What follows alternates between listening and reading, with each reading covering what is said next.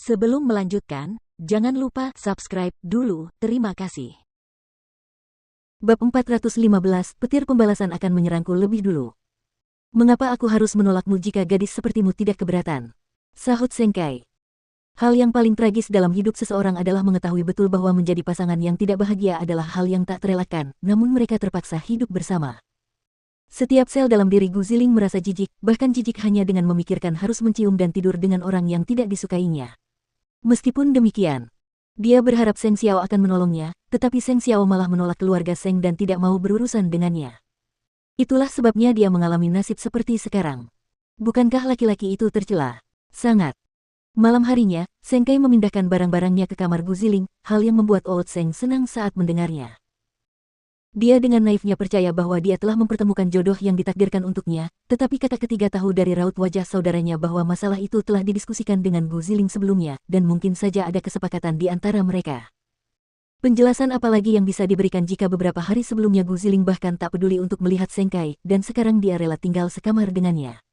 Tidak ada alasan lain. Merasa sedih, kakak ketiga pergi menemui Seng Xiao dan Mukiki, minum-minum di taman sementara Papa Seng dan Mama Seng tidur. Menurutku, kakak kedua harus pindah ke kamar Gu Ziling malam ini. Mereka akan berbagi kamar. Bukankah sebelumnya kau pernah bilang kalau dia menyukainya? Kakak ketiga menggelengkan kepalanya sambil menyesap anggur merahnya.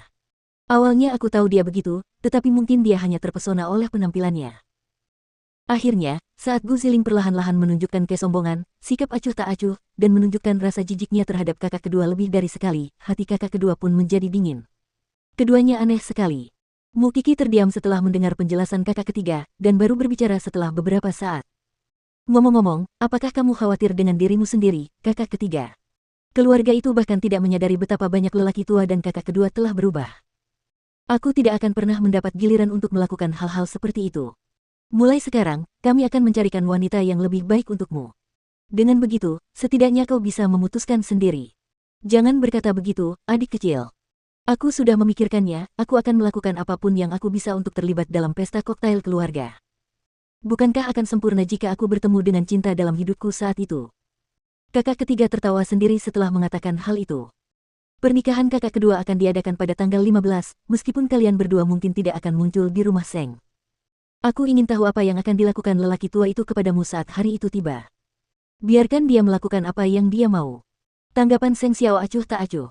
Benar. Kau akan membiarkan ketiga anak orang kaya itu menyebarkan rumor tentang mereka yang menindasmu, apalagi penghinaan nyata yang akan dilakukan keluarga Seng.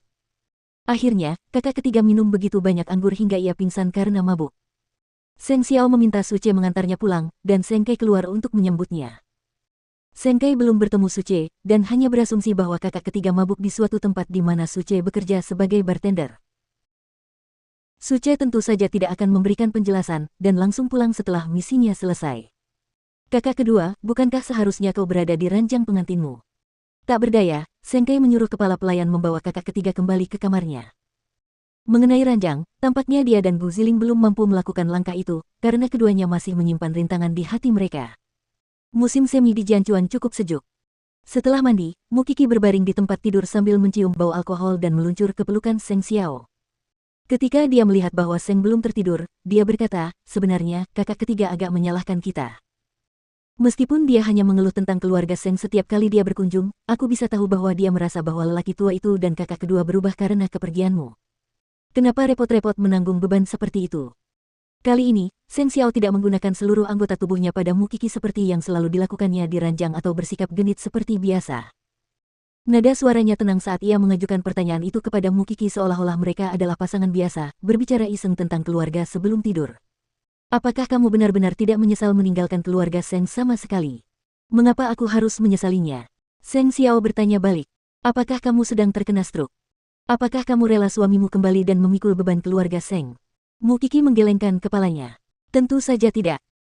Kau telah bekerja sampai mati di Huangyao, dan lelaki tua itu selalu berusaha mengendalikanmu dengan segala cara yang mungkin, belum lagi anggota keluarga Seng yang lain merasa bahwa sudah sewajarnya kau mengorbankan dirimu sendiri. Tidak mungkin aku membiarkanmu kembali. Lalu kenapa omong kosong? Aku hanya...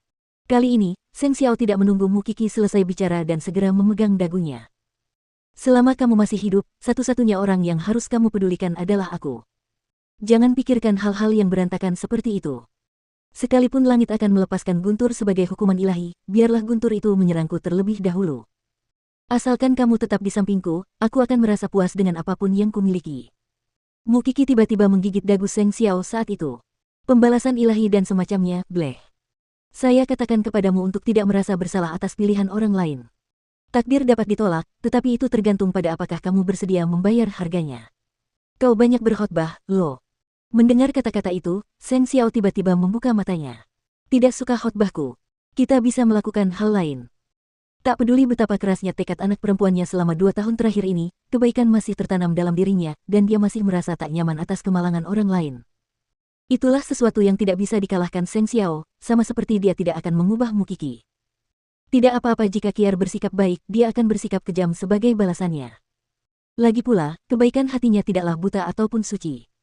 Hari berikutnya adalah akhir pekan, itulah sebabnya Mukiki diminta ke laboratorium forensik pagi-pagi sekali. Akan tetapi, baru setelah dia tiba, dia mengetahui tentang Feng Sanshan yang telah meminta untuk belajar dan mengamati. Halo, Kiki. Mukiki mengangguk kecil, dan segera mengganti pakaiannya sesuai instruksi profesor. Meskipun Feng Sanshan berada di kelas yang sama dengan Mukiki, dia sebelumnya tidak pernah datang untuk pelajaran praktik dan sangat kurang pengalaman dibandingkan dengan Mukiki. Meski begitu, nilainya jauh lebih baik daripada Mukiki. Kiki, polisi tidak punya arahan untuk penyelidikan saat ini.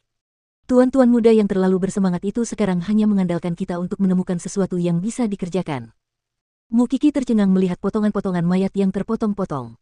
Apakah benar-benar tidak ada hubungan antara kelima korban? Polisi telah memeriksa semua daftar orang hilang, tetapi tidak ada yang cocok. Tidak ada orang hilang. Tapi, apakah mereka sudah memeriksa rumah duka? Profesor itu terkejut. Kau benar. Kelima orang ini jelas tidak mengalami cedera eksternal, tetapi semua organ mereka telah terpotong, jadi kita tidak dapat memastikan penyebab kematian mereka yang sebenarnya. Tetapi bagaimana jika mereka adalah mayat yang dicuri? Saya akan meminta polisi untuk melakukan inventarisasi sekarang juga.